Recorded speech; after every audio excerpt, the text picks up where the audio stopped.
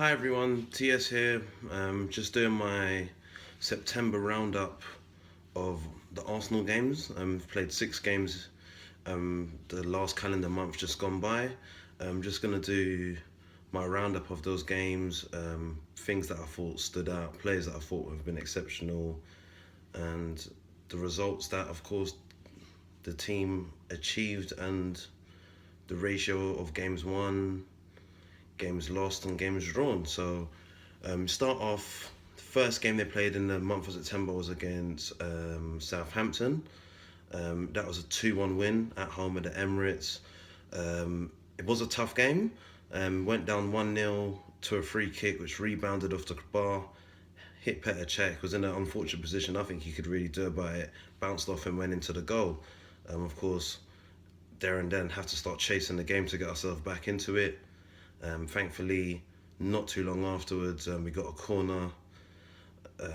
From the corner, Koscielny scored a great goal, a great overhead kick, and that brought us back to 1-1. We were pushing on throughout the game. Both teams, it was end-to-end stuff, and it looked like it could end the draw. Looked like it could go either way. Thankfully, in the end, we got a penalty. In stoppage time, Santi Cazorla stepped up. Lots of pressure on him to put that one away, and thankfully put that one away, and we got the 3 points. Again, that could have been a game that easily could have ended a draw. It would have been 1 point instead of 3. It would have been 2 points dropped. You look at the way the Premier League is right now, those 2 points are coming in handy, although it is still very early into the season, so have to take the positives out of that one. The next game after the Southampton game was PSG away. So we went away to PSG, first opening game of the Champions League group stage. Certain changes made to the team. The main one I think a lot of the fans were a bit surprised about was Ospina for Cech. Again, I think Ospina's been given the license that he will play the Champions League games. Cech will play the Premier League games, of course, to balance out the fact that we have 2 quality goalkeepers in the squad. Back to the PSG game, within 45 seconds, 1-0 down, chasing the game. Cavani didn't have his shooting boots on at all that game. We could have easily been 3-4-0 down by half time. It's funny, Cavani, a player that a lot of Arsenal fans would have wanted Arsenal to buy a couple of seasons ago, would have said break the bank for him, and there's a lot of chances he missed in that game that you feel that the players that we do have in our squad would have tucked away. Apart from the chances that Cavani missed, Ospina really did keep us in that game. He really prevented it from going 2-0 a lot of the time. He was man of the match of the game, in my opinion, and thankfully later on into the second half, Alexis Sanchez equalised it, so it was a good point for us. Again, didn't play well, just like the Southampton game, didn't play too well, but the great sign of a good team is picking up points and not playing well, and that's what we did. So can't make any complaints there whatsoever. Moving on from the PSG game, third game we played in the calendar month was against Hull on the 17th of September. Again, we knew it'd be a tough game. We knew it'd be a game where Hull would sit deep. They would want to soak up the pressure, try to hit us on the counter attack, and they do have players that can do that. We knew they had players like Tom Huddlestone, who could get the ball from the edge of his box and spray along past to set them off on the counter attack. Again, they tried to sit really deep, but the boys, they just had a great performance. You know, it was a fantastic 4-1 win. Double from Alexis Sanchez, a goal from Walcott. There's a great pass through from Iwobi, chipped over the keeper, and then to top it off, just when the game's kind of in the bag already, Xhaka goes and scores a great goal from distance, just to put the final nail in the coffin, basically, to say it's game, set, and match, which was fantastic. 4-1 win. Can't complain. It's good for the goal difference. It was just an absolute overall great performance. Moving on from that, we go to the away game at Nottingham Forest for the Capital One Cup. 11 changes made in that game. Main thing, again, for that was there was a lot of fringe players in there. Some players that haven't played first team for us before. Had guys like Ainsley, Maitland-Niles. It's usually a centre midfielder, was given a chance in the team, playing at right back. Played outstanding there, giving it to him, although he doesn't play that position normally. You had Martinez in goal. Guys like Jeffrey in Adelaide, who I think is going to be a top class player for us the next couple of seasons. He was given his chance. He played outstanding.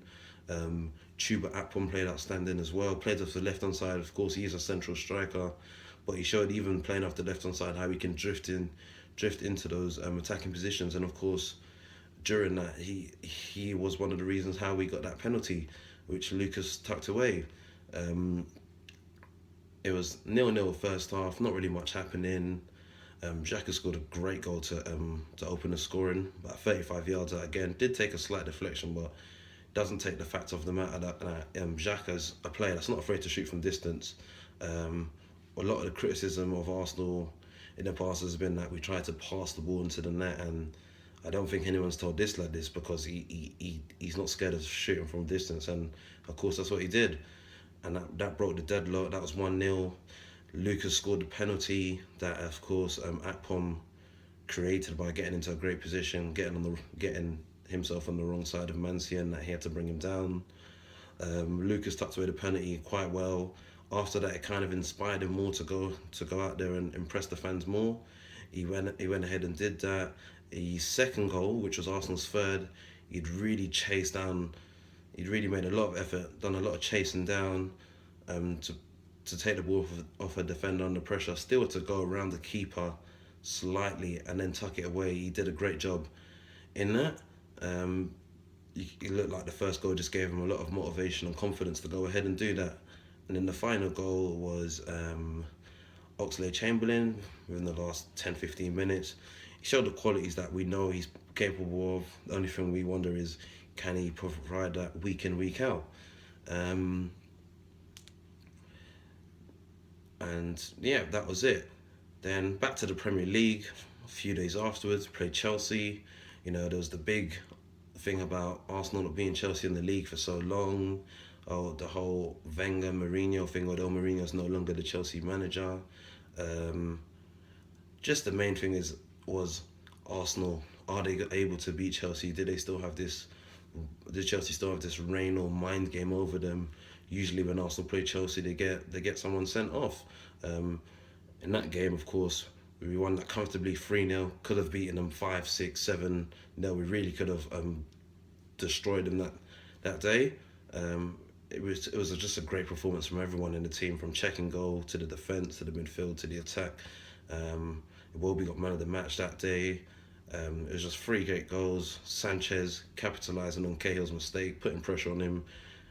Even after he did that, he still had a lot to do. 1-on-1 with Courtois, dipped it over him. It was a great finish. Second goal was just great. One-touch passing, moving, finishing off with Iwobi playing the ball outright to Bellerin one-touch into Walcott in a central position, scoring that. And the third goal was just a counter-attacking move. Özil turned Kante like he wasn't even there. It was a 2v2 situation. He's played the ball into Sanchez. Both David Luiz and Cahill ran in Sanchez's direction, not realising that Özil was making a run off to make an option for Sanchez. Sanchez has spotted that, crossed the ball over to him, and Özil put in a absolute great volley to make it 3-0. And it was just an overall great performance at the end of the day. Good to finally beat Chelsea again in the league.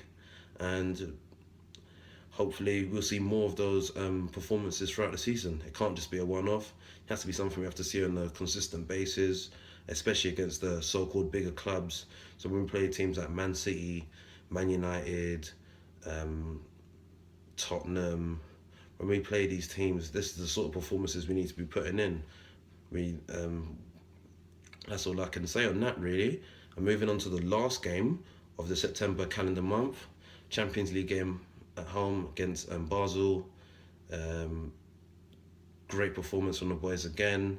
2-0 victory, 2 good goals from Theo Walcott, 1 header, 1 shot, which was a bit of passing, moving stuff, with 1-2 play between him and Sanchez.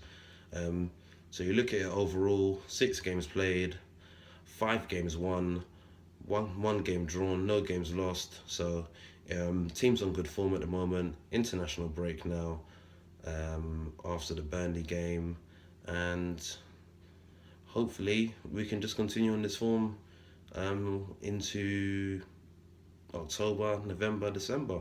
Hopefully we keep this form running really good throughout the season and finish the season in good stead. Um, I will be doing a video hopefully for the next a preview for the next match after international break. Um, I should be back then. So if you haven't already done so, subscribe, and